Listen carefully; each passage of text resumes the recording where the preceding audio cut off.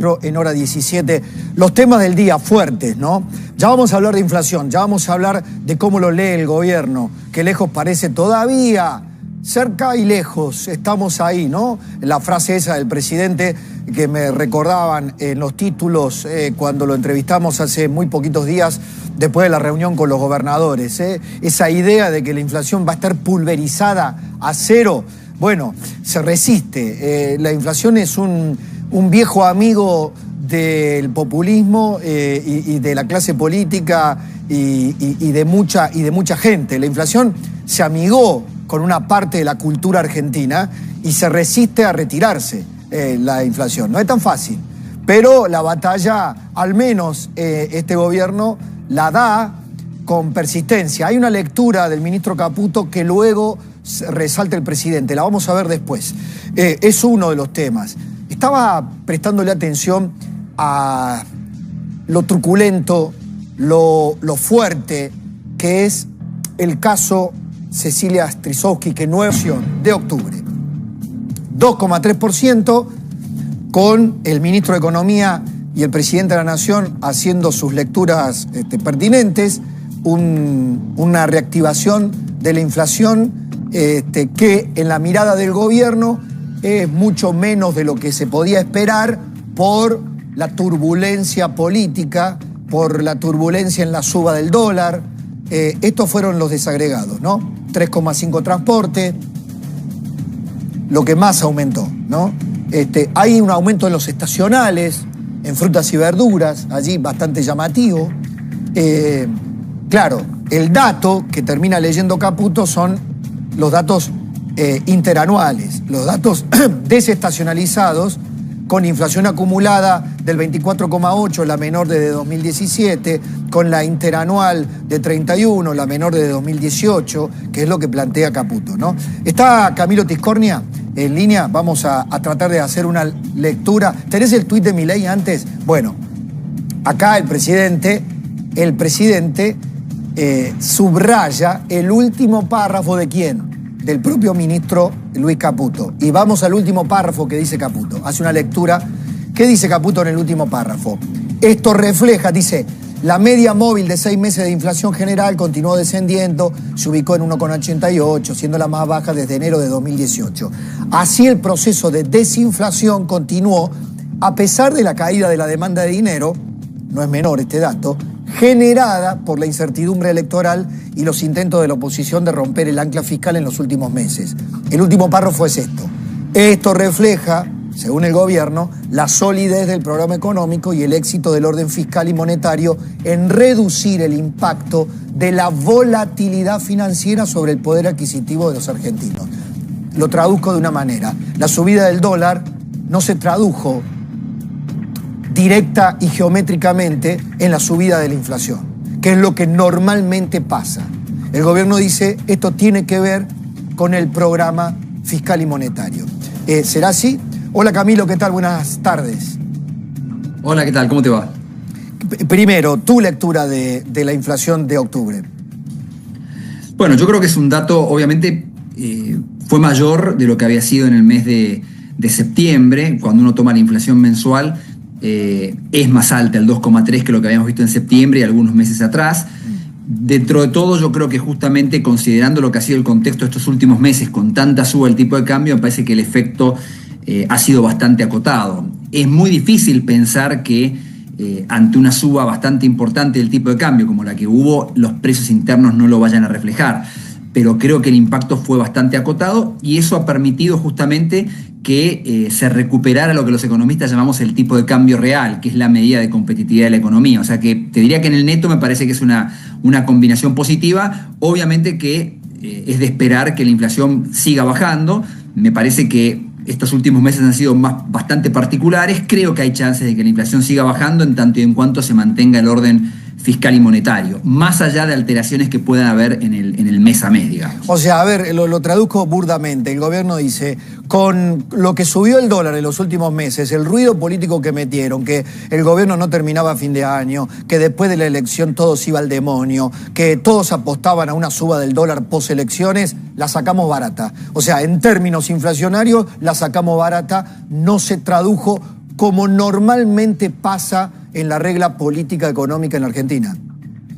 Yo creo que es una buena interpretación y justamente por eso resaltaba, digamos, que la inflación haya sido 2,3 mayor a la de septiembre no es bueno, querría ver que la inflación fuera cada vez más baja, incluso que arrancara con un 1 y pico. Aclaro, por ahí en el verano es complicado que pase eso porque siempre en el verano la inflación suele ser más alta por la parte de las vacaciones, ¿no? Sobre todo en el mes de diciembre. Pero creo que justamente en el contexto de lo que ha pasado me parece que es un resultado bastante razonable. También lo que quiere decir es que obviamente que la lucha contra la inflación está lejos de haber sido concluida y ganada, ¿no? Hay que seguir trabajando día a día para que esto siga bajando. Pero ahí yo coincido totalmente con el gobierno que la clave es mantener el orden fiscal y a caballo de eso el orden monetario. Claro, acá digamos, la pregunta de mediano plazo es: el presidente sigue haciendo apuestas audaces, ¿no? Me dijo a mí, ¿lo tenés al párrafo, Gonza? Me dijo el otro día aquí cuando lo entrevisté, en agosto la inflación va a ser cosa del pasado. Se fue corriendo el rezago monetario, digamos, hace unos cálculos en cuarto a algunos economistas que retrasan un poco la caída de la inflación, pero siguen sosteniendo, bueno, de hecho el presupuesto contiene una previsión inflacionaria para el año próximo de 10 puntos, de 10%, ¿no? Anualizado. Digo, teniendo en cuenta la resistencia de la inflación, los cálculos que estás planteando, que normalmente en verano, digamos, hay un recalentamiento también propio y estacional, suena, digamos, asombroso que podamos tener una inflación pulverizada, para ponerlo en otros términos, en el segundo semestre del año que viene, ¿o no? Es muy difícil hacer proyecciones sobre la inflación en la Argentina. La realidad es esa. Estamos muy acostumbrados a la alta inflación. Por eso se suele decir que la inflación en la Argentina suele tener bastante inercia y cuesta bajar la inflación. Pero yo creo que el año que viene puede ser un año de menor inflación. Como decía antes, ponerle un timing, pronosticar el número es muy difícil. Pero yo creo que el camino correcto es el que se está recorriendo, que pasa por mantener orden fiscal, controlar la emisión monetaria, tener una política cambiaria consistente y prudente con todo eso, y yo creo que con un buen manejo monetario del Banco Central eso tendría que ir bajando. Claro. Bueno, es lo de siempre. Cuando nos preguntamos por los tiempos, en la ansiedad argentina del minuto a minuto, del hora a hora, del día a día, vemos los procesos de Israel, los procesos de Chile. Fueron años, ¿no? No fue en un año ni en 2 años. Pero más allá de eso, acá tenemos el párrafo del presidente el otro día en nuestra entrevista. Nosotros dejamos de emitir dinero a mediados del año pasado, con lo cual a mitad del año que viene no va a haber más inflación en Argentina. La política fiscal, la política monetaria, hay un trabajo reciente en la Universidad de Córdoba que tiene un rezago de 26 meses. O sea, con lo cual, perdió mitad del año que viene, agosto, ya, digamos, se terminó el problema de la inflación argentina. Bueno, no sé cuántos firmarían lo que dice el presidente, pero hacia allá va, muestra un horizonte. Si no se diera terminar con la inflación, a ver, hoy tenemos a esta altura una inflación interanual del 31%, 31 y pico por ciento. Exacto. ¿Sería bueno tener una inflación en el año próximo del 20, del 15% interanual? ¿Sería, visto históricamente, seguiría siendo un descenso importante? Totalmente. Yo creo que lo más importante sería poder ver que la inflación va bajando año a año, lo más rápido que se pueda, lógicamente sería deseable.